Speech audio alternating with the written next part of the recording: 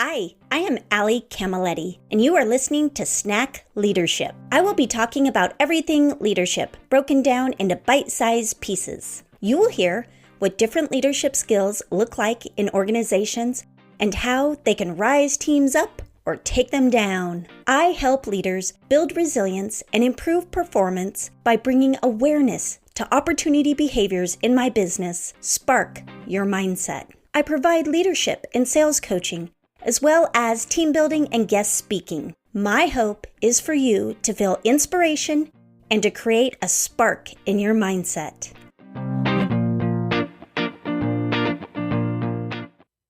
Hi everyone. Today we are talking about Relentless.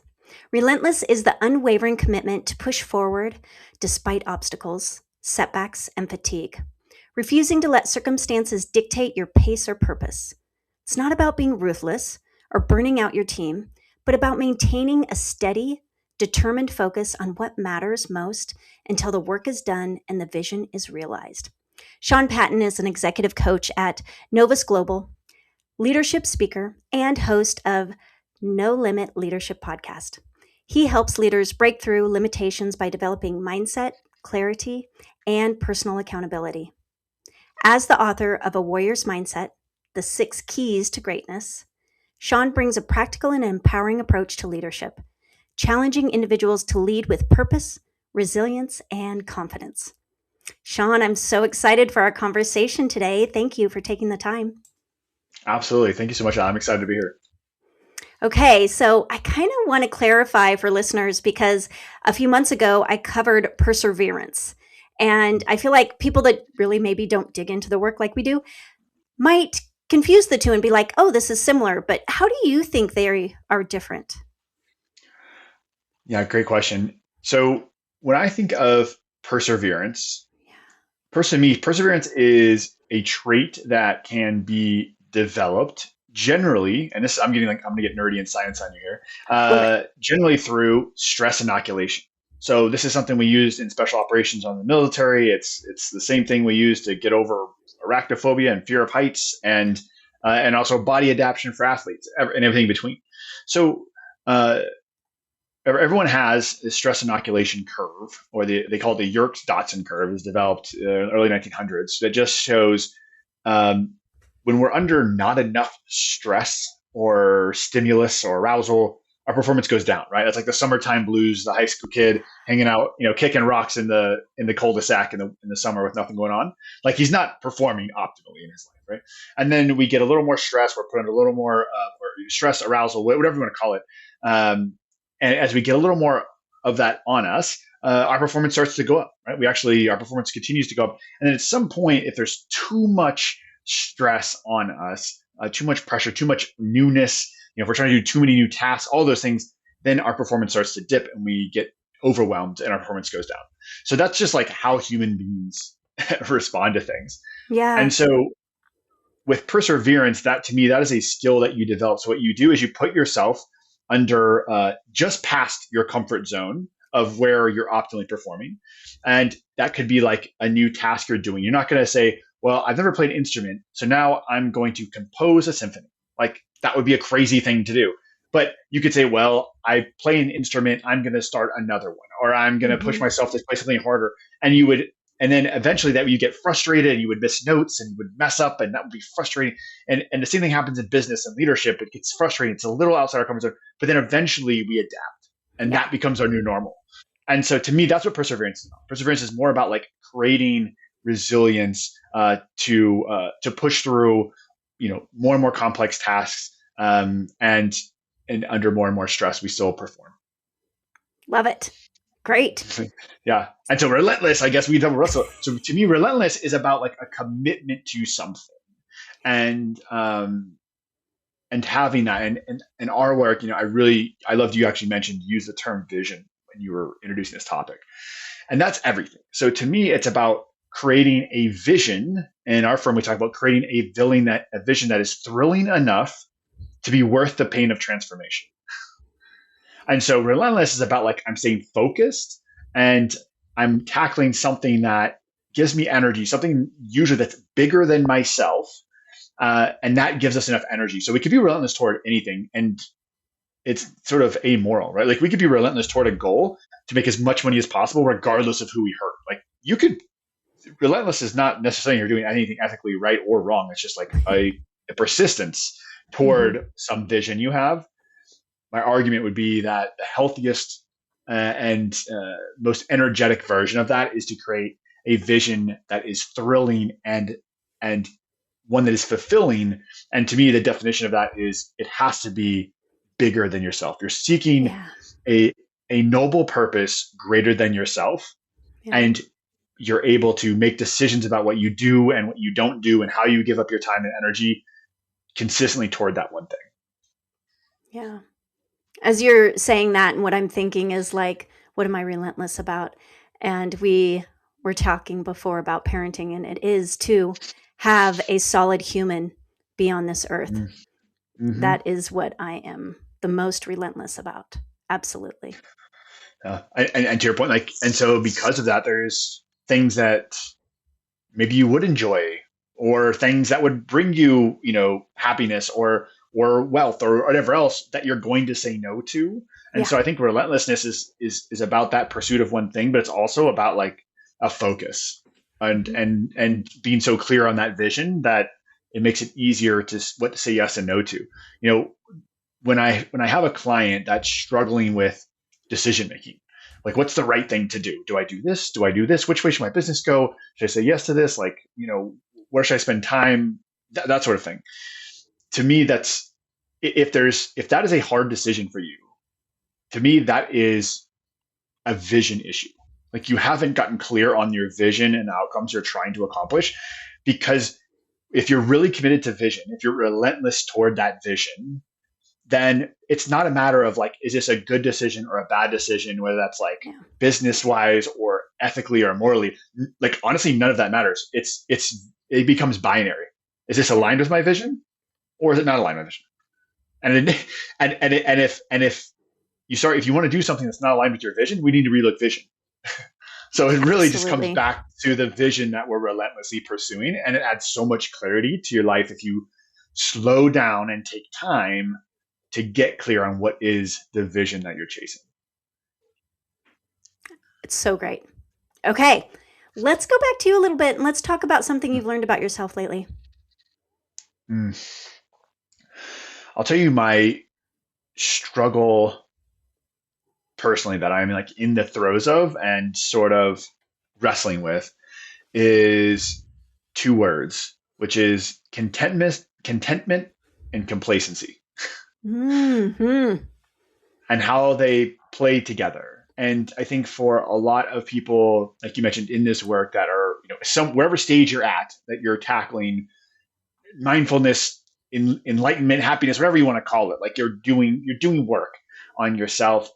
Uh, we run into this, and what I found myself recently is like I'm doing work in conscious leadership, and I took a lot of time. Like I'm not just a coach. Like if your coach should have a coach. I have three, sometimes four coaches at any given time. So like in different areas of my life, I want to be good, and I have a coach. So I have a coach on the mindset and conscious leadership, and very much in that framework, in that paradigm, it is uh, loving yourself fully, being content with yourself fully, just for you. Like you don't have to earn love. You don't have to earn, people be nice to you. You don't have to earn attention. Like you can just be you. And that is true.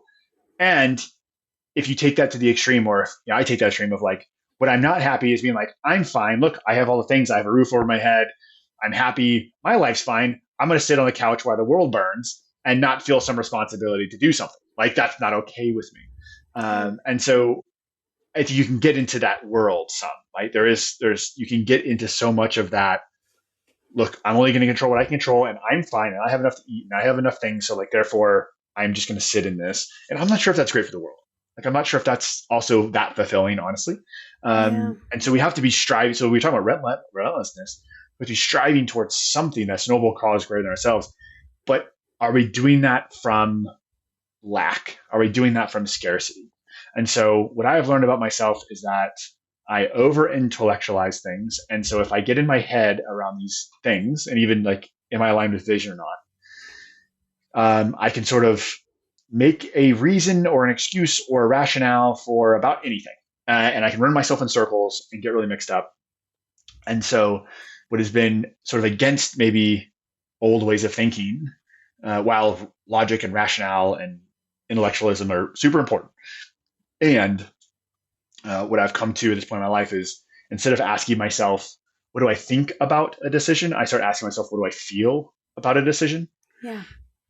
And what I found is, man, there's a lot of wisdom that you can get to and some clarity Mm-hmm. when you sort of get out of your head a bit and Totally. trust that there's something kind of subconsciously or behind all that in your nervous system, your spirit, whatever, that can it can lead you to a lot more clarity than running around with all the different thoughts in your head. Yeah, I relate to that. Uh, when did you really first embody this leadership skill of relentless, do you believe? I'd love to be like, well, recently, honestly, pretty early. Yeah. I don't know. Maybe we replace the word relentless with stubborn, but yeah, I think that it's interesting because I'll give a short answer, but I think that it kind of comes back to the evolution of motivation behind relentlessness, which is important because obviously I didn't notice at the time. This is very recent work, like last 5, 10 year work for me. Uh, but it was always very driven, always relentless. Like if I put my mind to something, like it was going to happen. Mhm. I found wrestling growing up when I was like in junior high, and all of a sudden, by the end of that, I was a 3 year wrestling team captain. I was all state. I wrestled Division 1 in college. I decided I was going to go to West Point and be an Eagle Scout. Like I was an Eagle Scout. I decided I was going to go to West Point. I got into West Point. I was got awards there for being a company commander. I decided I was going to infantry because it was the hardest thing to do is be in infantry at a time of war. That first Yeah. job, 23 years old, is like, here's 40 people you're responsible for. Everything they do failed to do. Here's $50 million equipment. And by the way, people are going to try to kill you. Good luck. That's your first year on the job, right? Like it's Yep. serious into that Army Rangers school. I could go into stories there where I was there. I should have been there for 2 months. I was there for 5 months, where you start with 4 hours of sleep a night and it goes down from there. You start with 2,000 calories a day, it goes down from there. So you're starving, you're cold, you're wet, you're hungry. Special forces training, special forces combat diver school. Like I could keep going with this. And what I'll say is like embodying that early on. But where this comes to a head is uh, when I got out of the military and I started my first business, and I made a few early financial decisions, and I got myself in a bind, and I had a failing business, and my relentless work drove me into the ground because there was no balance, there was no sort of uh, and there's no recovery in that, there was no like self love in that. It was and it was very much driven by this fear of failure. So my relentlessness for the first part of my life, I say this relentlessness has always been there for me, but for the majority of my life, it was looking back at it was driven by fear, by not mattering, by not making my life matter, by being seen as a failure. And when all that came crashing down, I had to rebuild identity, and it took me years to do that.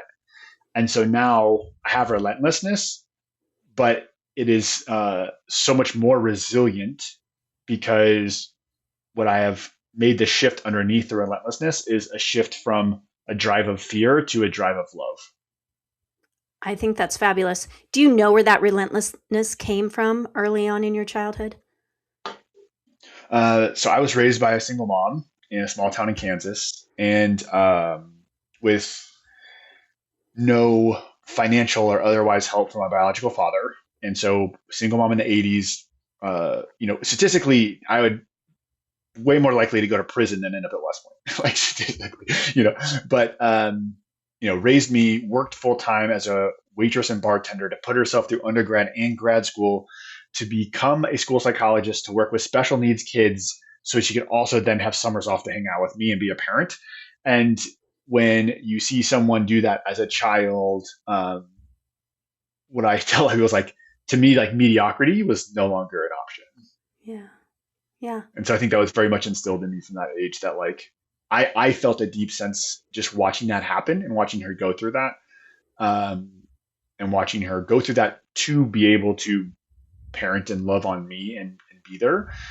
uh, that I was like, I'm not squandering this. And then as you go through, as I went through that, what I noticed was like, I was never the biggest, the fastest, the strongest, even the smartest. I wasn't any of those things. I mean, I was blessed to be healthy, and I think I'm a fairly intelligent person. But what I saw just looking at the world was like, okay, so now mediocrity is not an option. What is the actual differentiator? Like, what's the one thing I can control? And honestly, pretty early in my life, like as probably a older child, I recognized it was effort. Like I recognized in practice that like I may not be bigger and faster and stronger than these other kids, but I can work harder and I can Yeah. endure. And so I committed myself to that. Wow, what a story. Thank you for sharing. Yeah. Yeah. So, when you think about relentlessness and you think about leadership, what kind of situations have you experienced that really speak to relentlessness, whether it be negative or positive, that you want to share? Oof, yeah. So maybe I'll go like negative and then positive really fast. But what you, what I see in myself was that example of this business that uh, I needed to make a radical shift. And in some cases, accept failure, accept the closing of one chapter and do another. And instead, it was a blind commitment out of fear to continue to go in a direction. And I use this because this is, I see a lot of clients do this as well. Whether that's an actual like financial problem or Yes. whether it is just like this maniacal drive, like I have to make this work and I have to, and often, I have to be in control is a survival need that they often have. So they're doing too much. I have this, we talk about these four survival needs. I don't want to look good, feel good, uh, be right, or be in control. And like, there's often the drivers there. So like, if one of those four things is driving you, you can be relentless and end up in a pretty bad place yourself. Like I put myself in the hospital from just like stress and overworking. I often joke that I had, I spent nearly 2 years total of my life in combat and not a single panic attack. And I had two my first 3 years as an entrepreneur. So the stress is real and the consequences are real. And I had real physical consequences from that. And so that can be sort of a negative connotation of like as a leader of just being relentless, sort of blindly and fanatically. Usually, again, that's driven by fear. And then on the other side of that is, uh, and I guess I'll say with personal examples. I have client examples too, but the personal example would be sort of my journey after getting my second company going and transitioning to be an executive coach. And it's been relentless toward my vision of fundamentally changing how people think about themselves as leaders and how they bring leadership and define leadership inside their companies.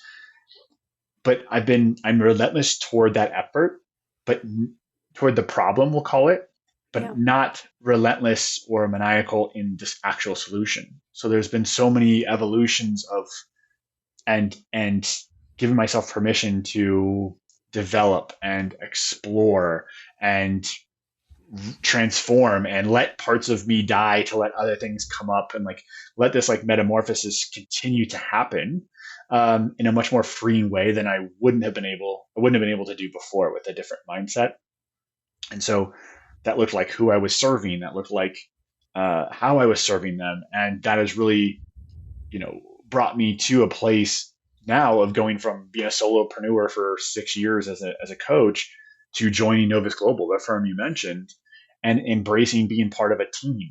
Yeah. And now there's awesome parts of that, and there's parts that I have to give up because I don't control everything, and I'm part of this larger structure, and that can be super hard.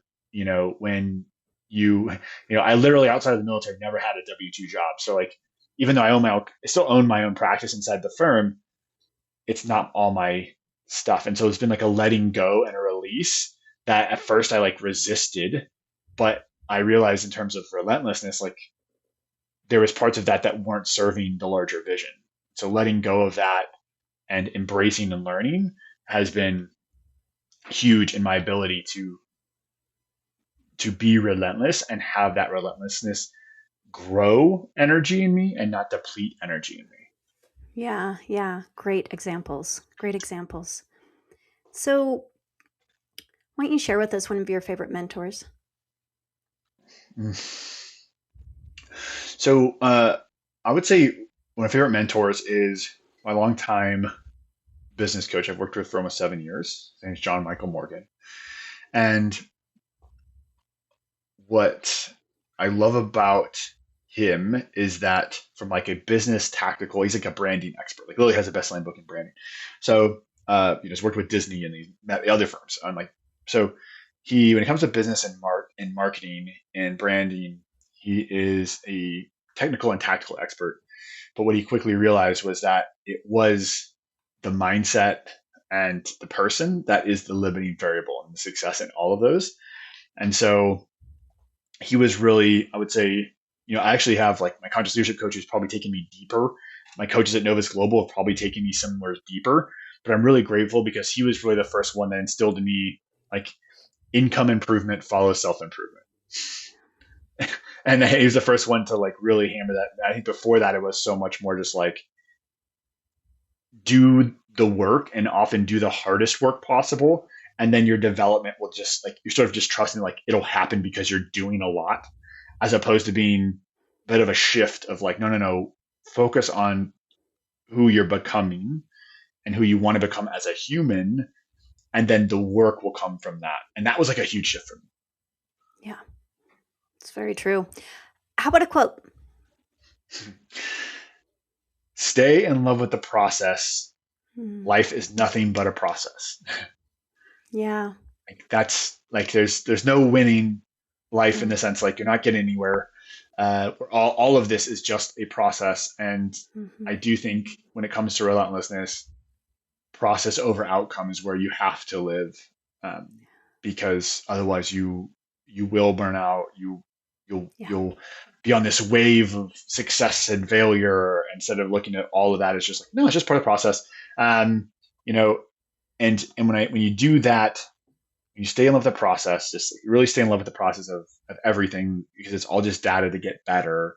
Uh, then if I had to throw like, and I'm gonna might butcher this because I'm riffing a bit, but I remember in a hard season, I got turned down for like a speaking engagement I really wanted, and things weren't looking good, and like I was pivoting my business, and like uh, it was actually an interview, an old interview with Steve Martin, and they're asking him about his long career and how he struggled early and came on late. And he basically had a quote of just like, "What is the secret to success?" And he just said, "Become undeniable." Yeah. So just become so good at the thing that you want to do, where like no one can say you're not great at the thing you do, and you'll be fine. And again, that requires process as opposed to like, I want to be on this stage, or I want to have make this much money, or I want to have work with these clients. Like you're that's just not a helpful perspective when it comes to developing relentlessness, in my opinion. Yes. I completely agree with that. Absolutely. Okay. So, before we wrap it up with what your favorite snack is there anything else that you want to share with the listeners?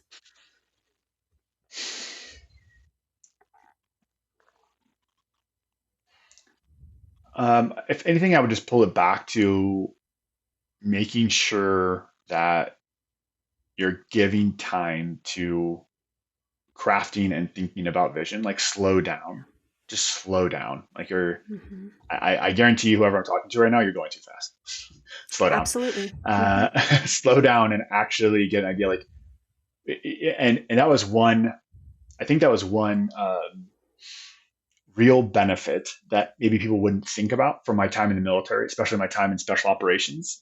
Is like, we would plan for 4 days for a 3 hour mission. And I don't mean 4 days like 3 or 4 hours. I'm talking like 18 hours a day. We would plan for 18 hours a day for 4 days to go do a thing for 2 hours, right? And we would rehearse and we would think about contingencies and we would think about the variables that are involved and like, and that is really, you know, it's really a balance between like slowing because we you just need to really define mission and define what success is and and once you do that, then you can get to the work of like practicing and rehearsing. So I'm not advocating like to sit back and just be like intake a bunch of info or just think all the time and not do, because you get so much out of like, iterate for sure, like one small thing at a time, iterate. But just like if you're not iterating toward a very clear vision, if you haven't stopped and slowed down and like done an azimuth check of like, do I have a clear vision and am I headed toward it? Like that time is so valuable. And often that's where having an outside person like a coach to look at they're called blind spots for a reason, right? So we all have Yeah. them. And so getting someone or a mentor or a friend or someone, like anyone, to come in and help you do that, well, like people who do that are multitudes more likely to actually accomplish what they're trying to accomplish. Great advice. Great advice. All right. What's your favorite snack? Oof, I am going to be kind of like boring and healthy on this, but I love RX bars. What are RX bars? Tell me more. They're like a protein health bar thing, but they're like small and they have like four ingredients. And my Ooh. wife just, yeah, so they only have like four ingredients. It's not like they don't have a bunch of extra stuff in them, and they taste so good. And my wife just gets on me because she's like, how if you would just eat Yeah. one a day instead of three a day, you might actually eat lunch. I'm like, no, but then I wouldn't get to eat my RX bars. So that's my so yeah. If you're looking for a good healthy snack, reach for an RX bar. Okay. Sounds great. Not sponsored. Not sponsored. Sean, thank you so much for your wisdom and your time. I'm really grateful for our time together. Yeah, thanks for this opportunity.